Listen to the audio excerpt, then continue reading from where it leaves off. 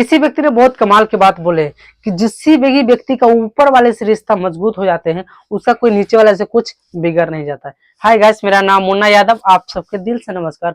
आप ही में से किसी व्यक्ति ने मुझे पास एक कहानी भेजे और ये कहानी बहुत लाजवाब है और इसका लेखक कौन है मुझे पता नहीं, बाकी जिस व्यक्ति ने लिखे हैं बहुत कमाल की बात लिखे है।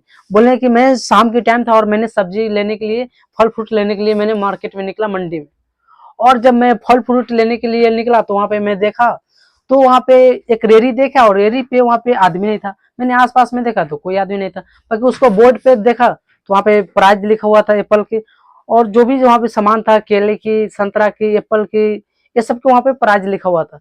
बाकी वहां पे बोर्ड पे और कुछ लिखा हुआ था, और लिखा हुआ था कि मेरी माँ बूढ़ी है, मेरी माँ बीमार है और उसके अपनी मेरी माँ के लिए मैं खाना खिलाने के लिए, उसको टॉयलेट कराने के लिए मुझे घर पे रहना पड़ता है।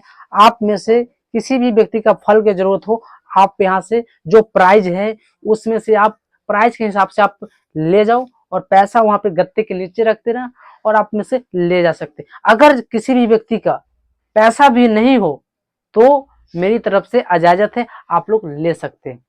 मैंने देखा तो वहां पे कोई नहीं था, सच में मैंने देखा तो मैंने 2 किलो एप्पल ले लिया और 1 दर्जन केला लिया। और वहां पे देखा तो बोला था गत्ते के नीचे, वहां पे लिखा हुआ था पैसा कि गत्ते के नीचे आप वहां पे रख देना। तो देखा तो वहां पे 50-100 की जो नोट था वहां पे रखा हुआ था। मैंने भी अपनी पैसा रख दी और मैंने भी निकल गई। मैंने शाम के टाइम में, रात हुआ, मैंने अपनी खाना पीना बना के मैंने खा के मैंने मस्त हो गया था। थोड़ा मुझे घूमने की मन की तो मैंने वापस थोड़ा सा घूमने गई तो मैंने देखा तो वही रेरी वाला धक्का मार के अपनी फटे पुरान कपड़ा में दुबले पतले लंबा सा लेके जा रहे थे रेरी की। बाकी मैंने उसको रोका है तो बोले कि बाबू साहब सब फल फ्रूट खत्म हो गए, कल आना। बाकी मैंने उसको फल फ्रूट के लिए मैंने बोले कि मैं फल फ्रूट में पहले से ले चुका हूँ, आपको से कुछ बात करना है। उसने रुके, उसको मैंने ले गई ढाबा पे, ले गई पास के ढाबा पे और उनसे पूछे कि भाई साहब कुछ खाना खाओगे, बोले कि नहीं। फिर उसके बाद मैंने चाय के लिए ऑर्डर दिए तो चाय ने बोले कि ठीक है चाय पी ले। फिर उसके बाद मैंने नाम नाम पूछी और नाम पूछते पूछते मैंने उनसे पूछी कि ये जो आपको बोर्ड पे जो लिखा हुआ है, क्योंकि आज जो इतना चोर डाकू बउआते रहते हैं, लफुआ लफूंगा बउआते रहते हैं, इसमें से आपको कैसे लग रहा है कि इतना आपको पैसा बच जाता है, कैसे सच्चाई है उसमें बताइए। तो उसने बोले कि मेरी माँ बूढ़ी है और मेरी माँ का मैंने बहुत उसको ध्यान रखना पड़ता है। मेरे घर पे कोई बाल बच्चा नहीं, मेरा पत्नी भी नहीं साथ में, पत्नी भी गुजर चुकी है, मेरी माँ है और मैं हूँ। और मेरी माँ का खुशी देना, माँ का जिम्मेदारी रखना, ये मेरी बात जिम्मेदारी है। तो मैंने माँ की सेवा करता हूँ और माँ के साथ रहता हूँ। तो एक बार हुआ कि मैंने मम्मी का मैंने पैर दबा रहा था और मेरी माँ का बोली, मेरी माँ कि तुम बेटा मेरे से दूर मत हुआ करो, क्योंकि अगर तुम मेरे से दूर हो जाते तो मैं बहुत तबाह हो जाता हूँ, मैंने छिनबिन हो जाता हूँ, मुझे पास लगता है कि तुम कोई है ही नहीं, ऐसा मुझे लगता है। तो मेरी माँ से पूछो कि मेरी माँ जगह मैं पैसा जगह नहीं कमाऊं, जगह कुछ मैं कमाऊंगा नहीं तो फिर तुमको मैं दवाई के लिए कहाँ से पैसा आएगा, तुमको पास वो खाने के लिए कहाँ से पैसा आएगा। इसके लिए मैंने मेरी माँ से मैंने क्वेश्चन की और मेरी माँ ने बहुत सारा एक की बात बोली कि बेटा ऊपर वाले पे भरोसा रख, मैं तुम्हें बता रहा हूँ ऐसा कर, ऊपर वाले तुम्हारे लिए सब कुछ बढ़िया कर देगा।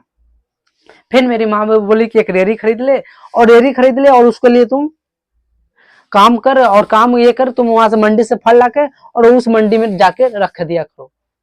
बड़ी मंडी से लाओ फल और छोटी वाली मंडी में जाके वहां पे रख दिया करो। वहां पे ऑटोमेटिक वहां पे बताएं कि बोर्ड में लिखते हो और वहां पे सब में लिस्ट में वहां पे सब को प्राइस लिख दो और प्राइस के हिसाब से जिस व्यक्ति ने लेगा वहां पे पैसा रख देगा। और उनको बोल दो कि वहां पे मेरी माँ बहुत बूढ़ी है, मेरी माँ बीमार है, उनको लिए टॉयलेट कराना, मुझे जिम्मेदारी रखना, मुझे हर चीज में उसको सहायता करना मेरी जिम्मेदारी है।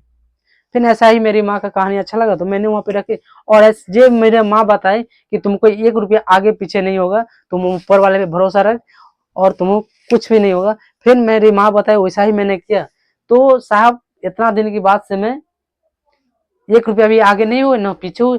और जो मेरी माँ बताए हैं ऐसा हुआ कि उससे भी ज्यादा लोग ने पैसा रखे गए, और उसमें कुछ कुछ लोग ऐसे थे जो स्पेशल मेरी माँ के लिए गिफ्ट रखे जाते थे। कुछ लोग ऐसे थे कि मेरी माँ के लिए कुछ पैसे अलग से देखे जाते, बोलते कि मेरी माँ के लिए बहुत आपके लिए संदेशा है, आप मेरी अपनी मम्मी के दे दो, अपनी अपनी कुछ लोग दादी मेरी माँ के मान देते, ऐसा उसको संदेह किया करते थे।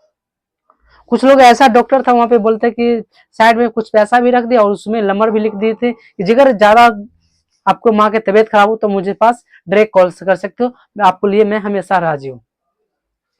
तो मुझे बहुत सारा अच्छा लगा और मेरी माँ के बहुत मनोकामना। तो मेरी माँ की मकसद ये थी कि जो मैं चाहता हूँ, जो ऊपर वाले चाहता हूँ, वो हर मनोकामना पूरा करता है। बस आप ऊपर वाले के साथ जुड़ जाओ, ऊपर वाले से कनेक्शन हो जाओ, आपका हर खुशी मिल जाएगा और हर आप कामयाब पा सकते हो। अक्सर मैं आप सबके साथ में मैं कहता हूँ कि कहानी का सार ये है कि आप ऊपर वाले से जुड़ जाओ, अपनी भरोसा, अपनी इरादा पक्का रखो, आपको साथ उतना भी कुछ होगा, आपको पास कुछ होगा नहीं, आप बढ़िया होगे, क्योंकि आपको पास ऊपर वाले से कनेक्शन है।